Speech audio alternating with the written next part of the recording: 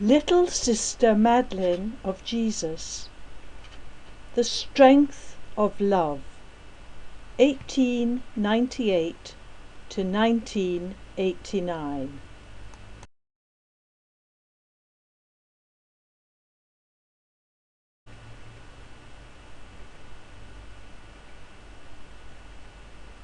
From Africa, Asia, Oceania, Europe, and from the two Americas, they form one family across the world.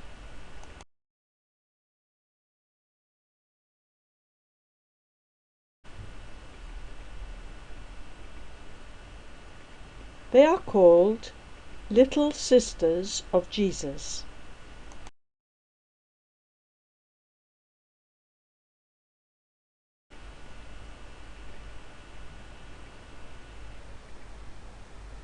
Madeleine was a woman with an unshakable faith in God, ahead of her time, faithful to the Church, and it was she who prepared the way.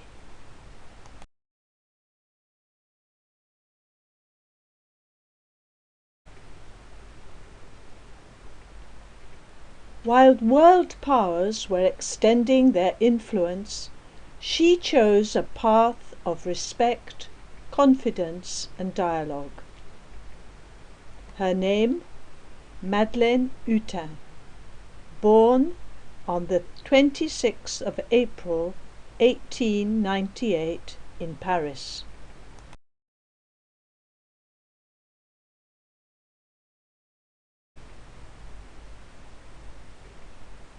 She took the name of Little Sister Madeleine of Jesus.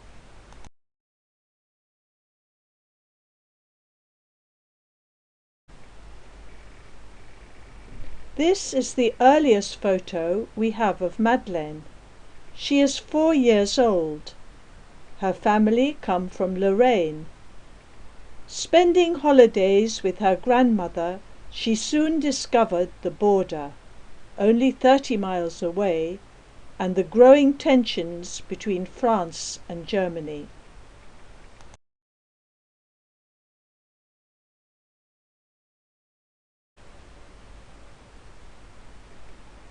Madeleine was the youngest of 6 children. 2 died young, and the others as the result of the First World War, which destroyed this happy and united family.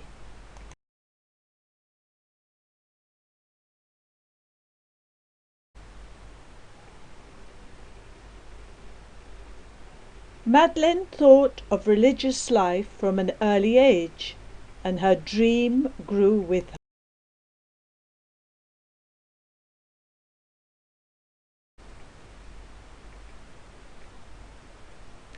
Madeleine and her family spent the holidays in Souzy at their family home.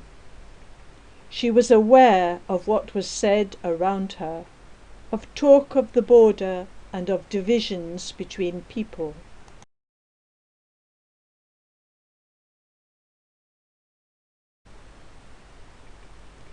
From childhood I became aware of so much misunderstanding between social classes, of hatred between nations, and disdain between peoples.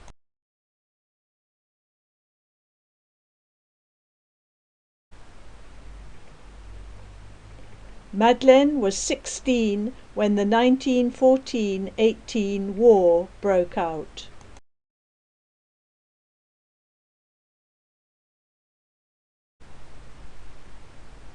Souzy was occupied and destroyed by the German army, and her grandmother shot.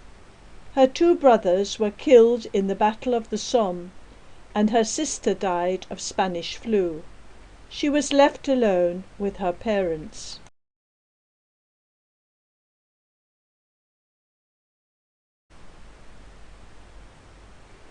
She could always talk with her father, who communicated to her his great love for Africa and for the Arab world.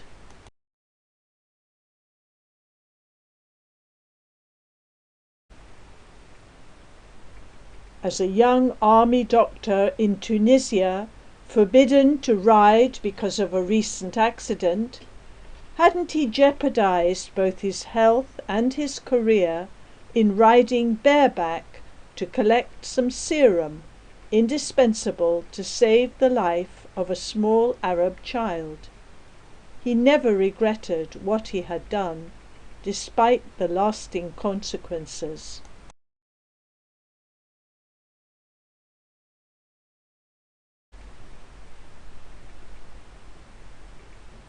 With her father, she discovered the life of Father de Foucauld, written by René Bazin in 1921.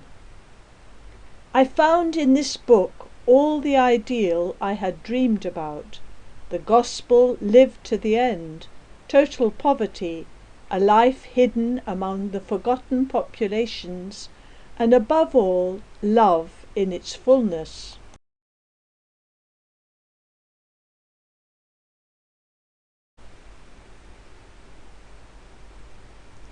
In this painting, done by Madeleine herself, you can see how the desert and the Arab world were already important to her.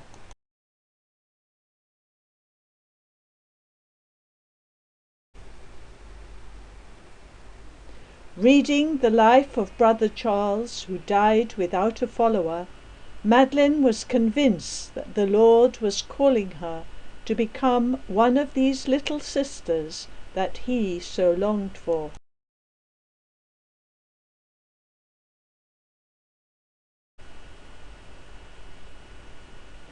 Her father had died suddenly, and Madeleine, who was 21, could not leave her mother. She would still have to wait to be able to leave for the Sahara, to follow in the footsteps of Brother Charles.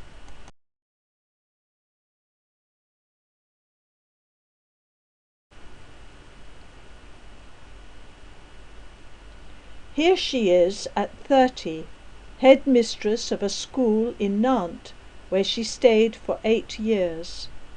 She suffered from deforming arthritis, but was determined to pursue her goal. For her, Jesus was the master of the impossible.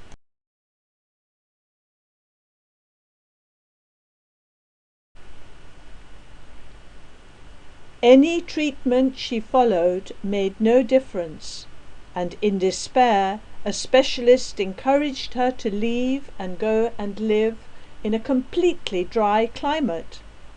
Like the Sahara, he added.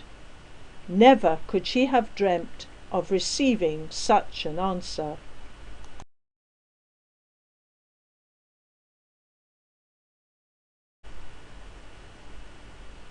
She waited 20 years to go to the Sahara. It was clear God was leading her life. God took me by the hand, and blindly I followed.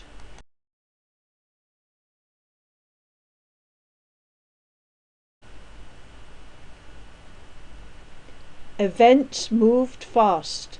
She left for Algiers on the 6th of October 1936 with her elderly mother and Anne, a young woman who shared her desire to go and live in the Sahara. It was sheer foolishness in the eyes of the worldly wise.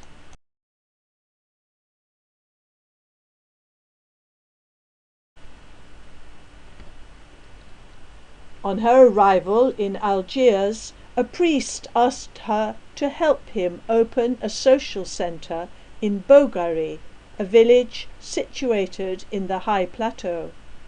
Madeleine and her friend organized a soup kitchen and cared for the sick.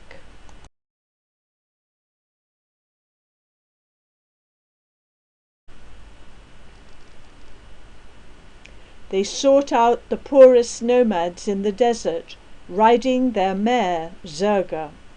So much activity left Madeleine dissatisfied. She felt the need to stop in order to reflect and pray, to give time to God in a gratuitous way.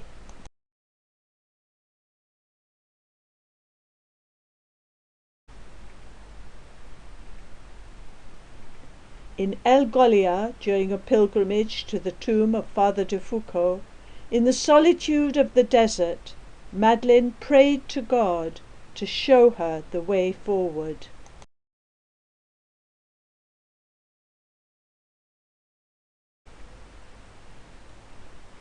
She met there for the first time Father Voyaume, disciple of Brother Charles and founder of the Little Brothers of Jesus. She would work with him for the rest of her life. We can see him here at his desk in El Abiod, where the brothers made their first fraternity.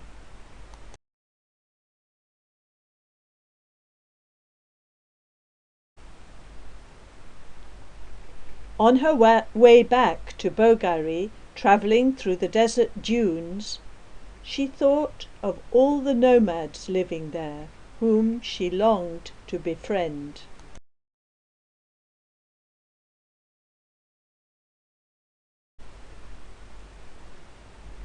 At the same time, her desire for religious life never left her. But could these two longings go together?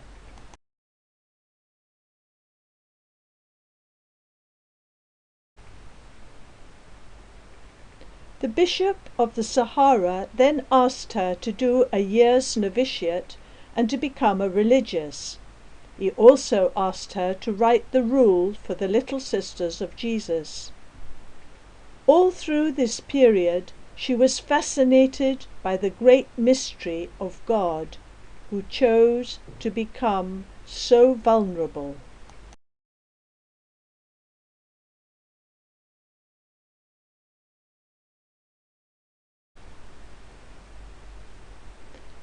On the 8th of September 1939, a few days after the declaration of the Second World War, Madeleine and her friend took their first step as religious sisters.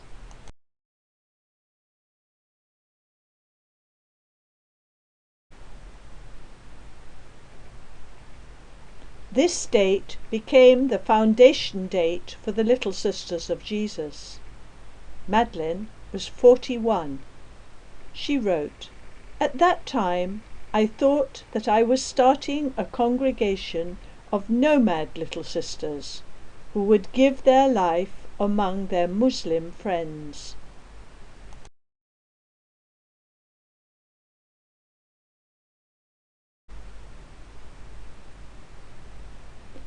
In October 1939, the first community was founded in Tugut, near a well, where the nomads came with their animals. But why choose to live among them?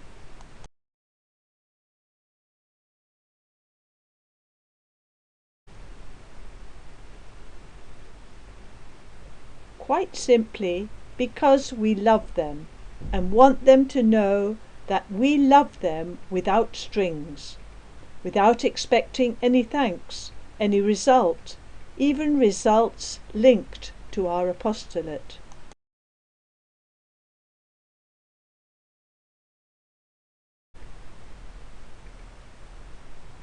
We have chosen to be here close to the nomad shelters of Tugut, to live in friendship between people of different religions, countries and background. We live very simply, without a lot of material possessions.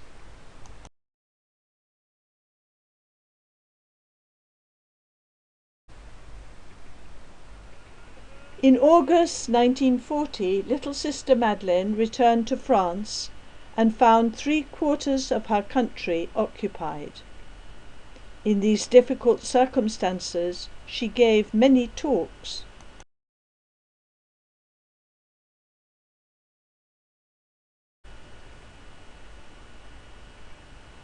She showed a film of Tugut that she had made herself.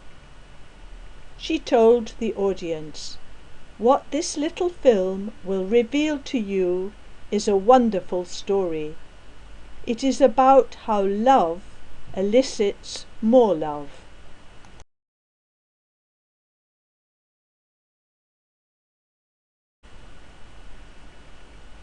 This is the advertisement for the film. Many young people were attracted by the ideal and wanted to join her.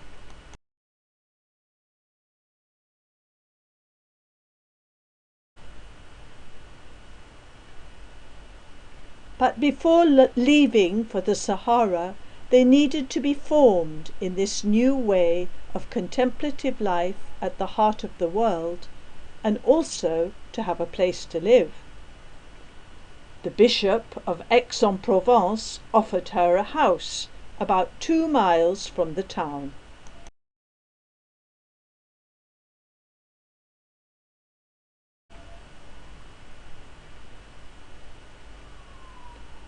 The chapel was the centre where the Little Sisters found Jesus present in the Eucharist.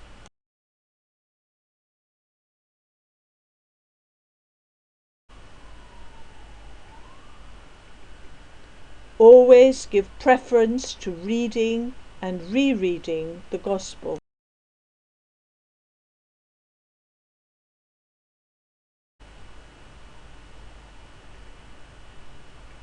On the 26th of July 1946, Little Sister Madeleine became convinced that the Little Sisters should extend to every country and become universal.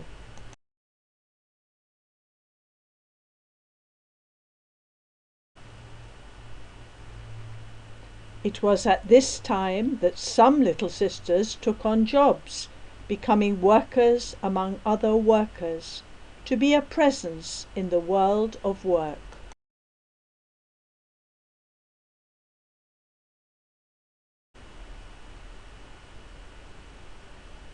In the Sahara, they were already nomads among other nomads.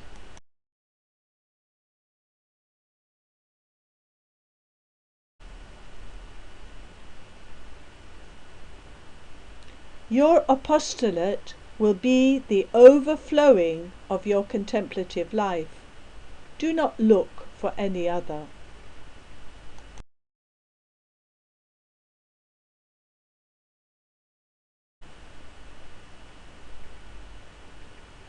Little Sisters became travellers among other travellers to share the disregard they often experience.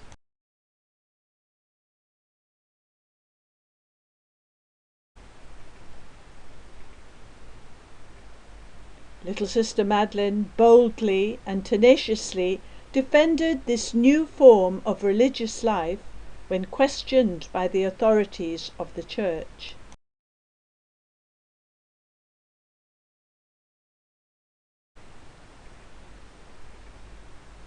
In 1951, she received permission to found a community in a very poor neighbourhood of Rome called Prenestina. It would be a temporary dwelling like that of their neighbours.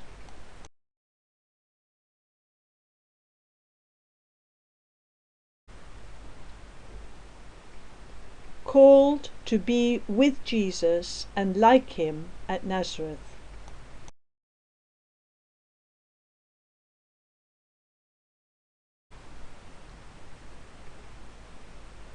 Friendship is the most precious gift.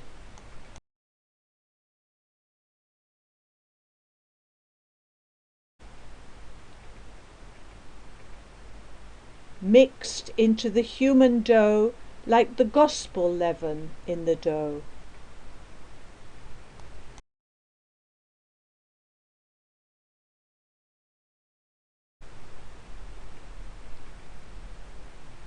Be approachable and close to others, recognizing the dignity of each person.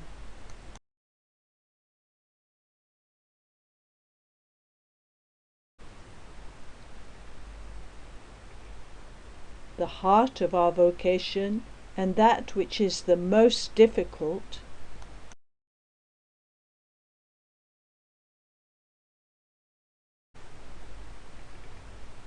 is to open our heart in love as if to an only friend, to all those whose life we share and whom the Lord has placed on our path.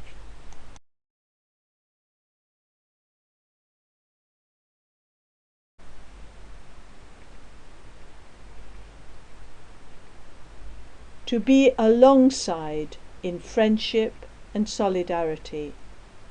It is the way of Nazareth.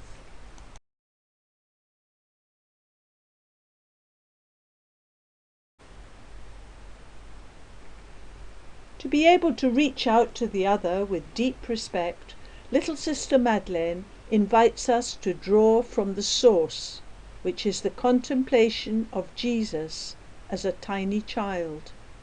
A child who has not learnt yet to speak, a defenceless child, powerless and completely abandoned into the hands of others.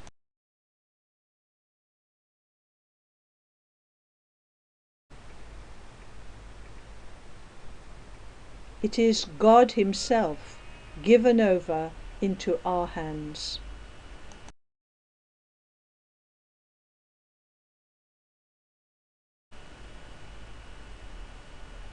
Why would Jesus be born in a crib? Why would God, who is so great, have taken on the humanity of a poor craftsman, arduously earning his living day by day, if we religious, who are called to be with him and like him, do not have the right to do as he did?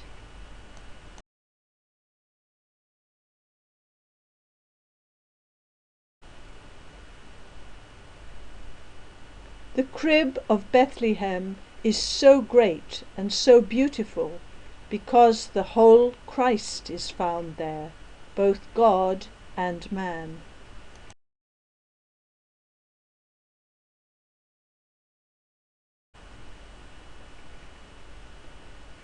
Christmas 1949. Little Sister Madeleine was in Bethlehem, the town where Jesus was born.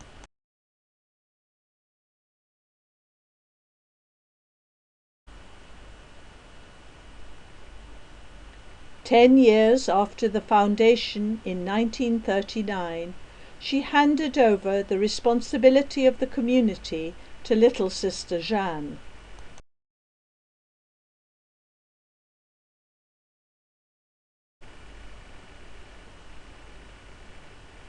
She did not wish to hold on to the first place, and she also wanted to be free and available to make new foundations. She retained her role as foundress all her life. My aim is neither to retire nor to rest, but to give myself more completely."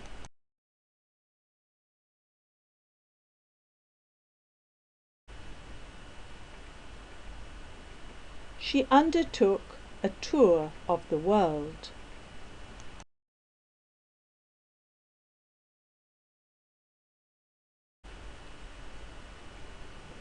I am ready to go to the ends of the world to spread the message that we must love one another, and to leave little sisters in every continent who will repeat this message after me.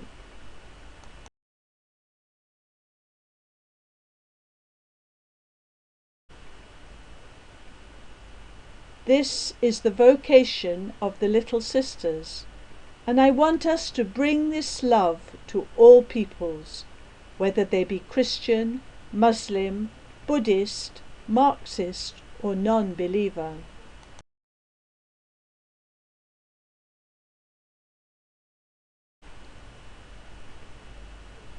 Here we meet up with little Sister Madeleine and little Sister Jeanne in the Cameroons.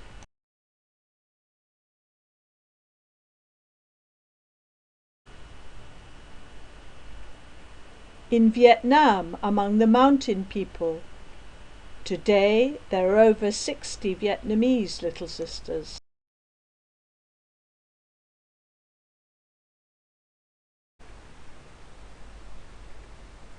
In Brazil, among the Carajas Indians, a tribe that was dying, but which today holds on to its values and culture.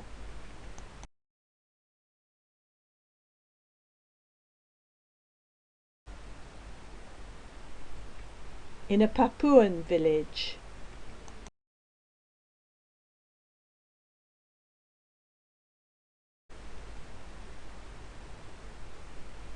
In Alaska among the Eskimo with Father Voyaume.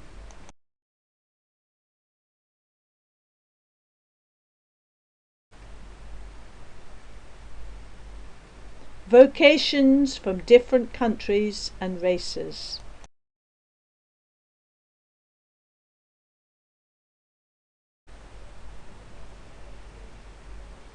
Wherever they are, the Little Sisters want to respect traditions and local culture.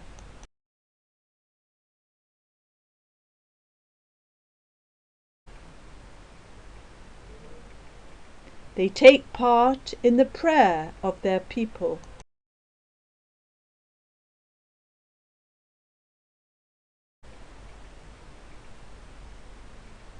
In the Near East, the communities often belong to the Eastern rites. This is the Oriental Rite Chapel in Bethany in Palestine.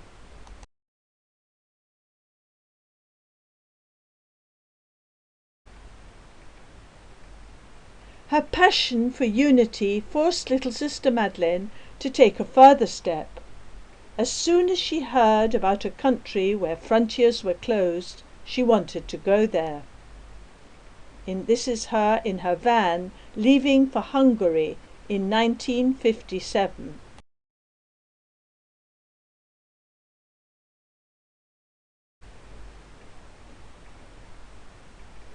Even an iron curtain could open and could not stop her.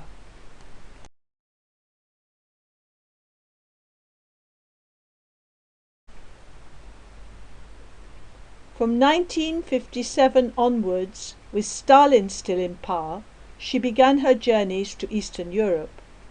Every year she left discreetly with a small group of little sisters to visit friends in the different countries behind the Iron Curtain. Such journeys prepared the present-day communities in these countries.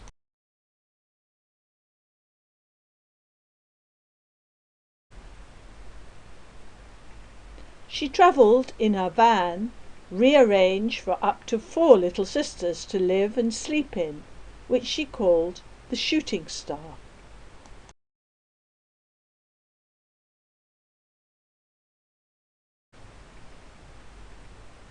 In front of the van the Blessed Sacrament was reserved, as wherever the little sisters live, even if it be a caravan, a tent, or a hut.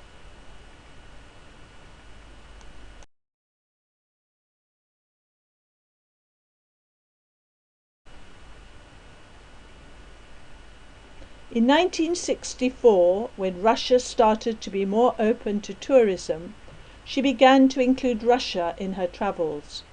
She often went to pray with faithful believers in Orthodox churches.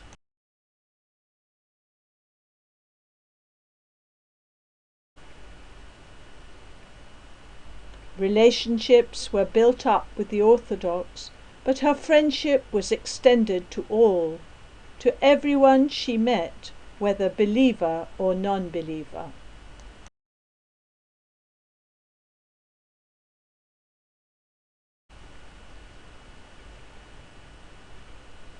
At 81, with a group of tourists, she visited the Republic of China.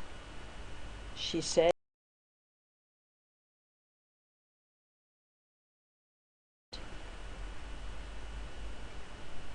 "Stand up against evil and error, but never against people."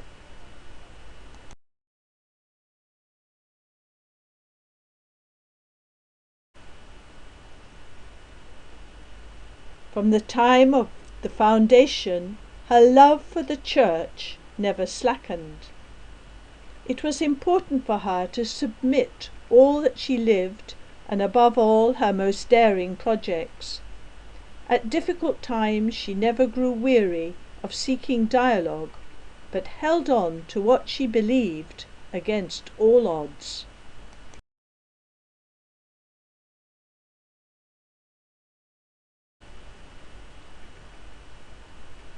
with Paul VI.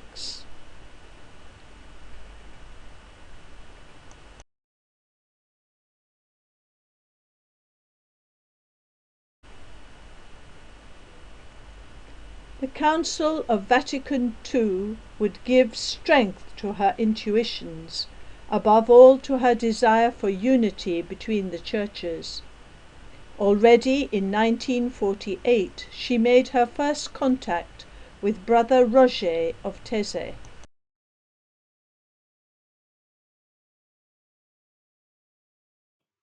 Deep friendships are built up with East and West.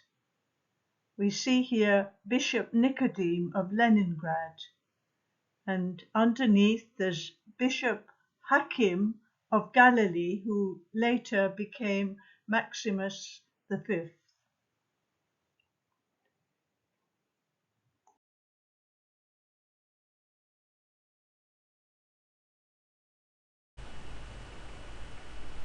Friendships built on trust and deep understanding. Here with Mother Teresa and with the secretary of Gandhi.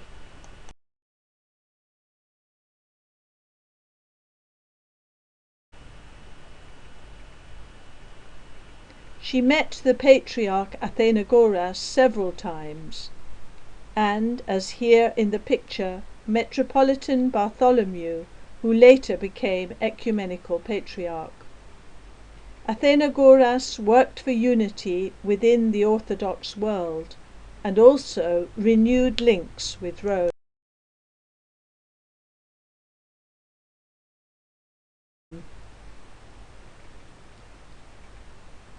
Little Sister Madeleine had always wanted the central house to be in Rome. From 1956 there was an international novitiate in Tre Fontane, near the site of the beheading of St. Paul.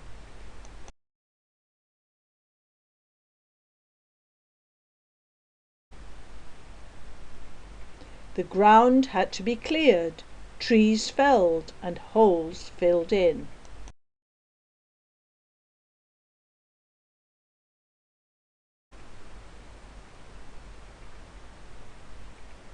Here we see her working with little Sister Jeanne.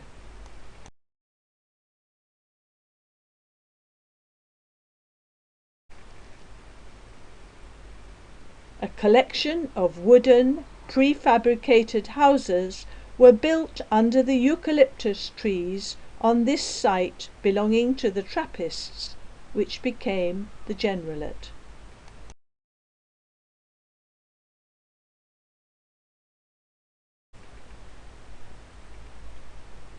Here we see the chapel of Tre Fontane.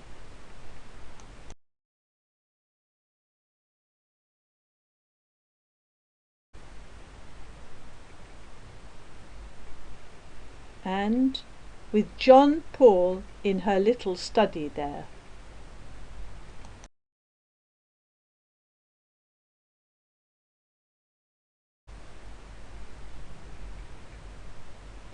Little sisters of every nationality come to prepare for final vows in Tre Fontane. From such diverse cultures, it is a unique occasion to share and to broaden their vision.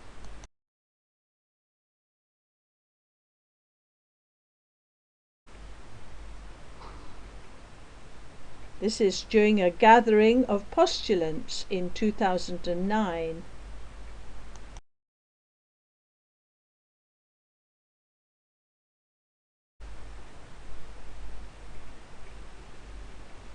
In 1989, at the age of 91, she made her last journey to Eastern Europe.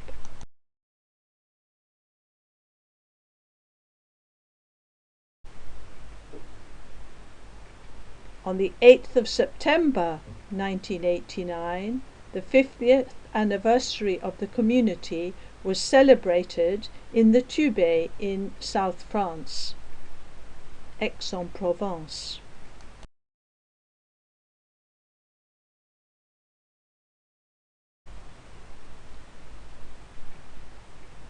50 years during which she had seen so many little sisters from so many different countries, and friendships grow all over the world.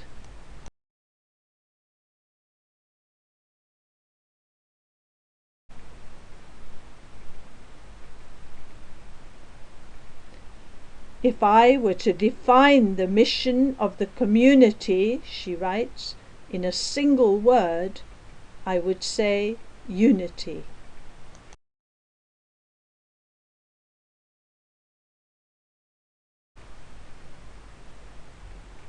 On the 6th of November 1989, she died at the Generalate in Rome. She had waited for so long to meet her beloved brother and Lord Jesus.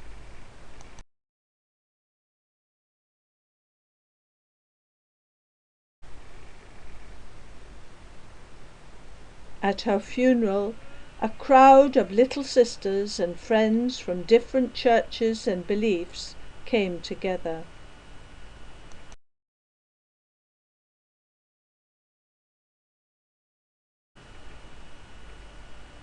The Gospel was sung in Arabic. Among so many testimonies, one read, "She was for us a great witness to the art of loving."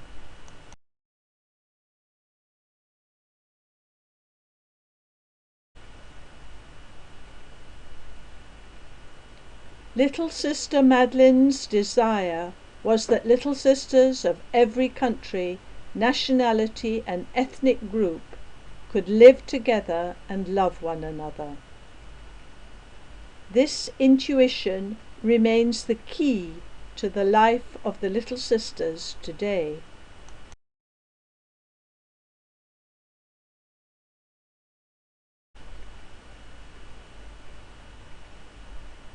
Remain calm and peaceful in the midst of all the noise and warring in the world today.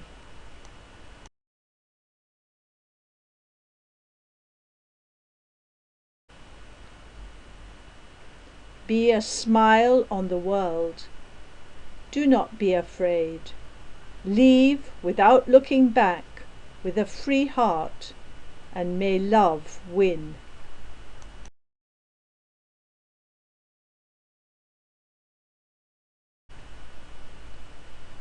Because he took me by the hand, and blindly I followed.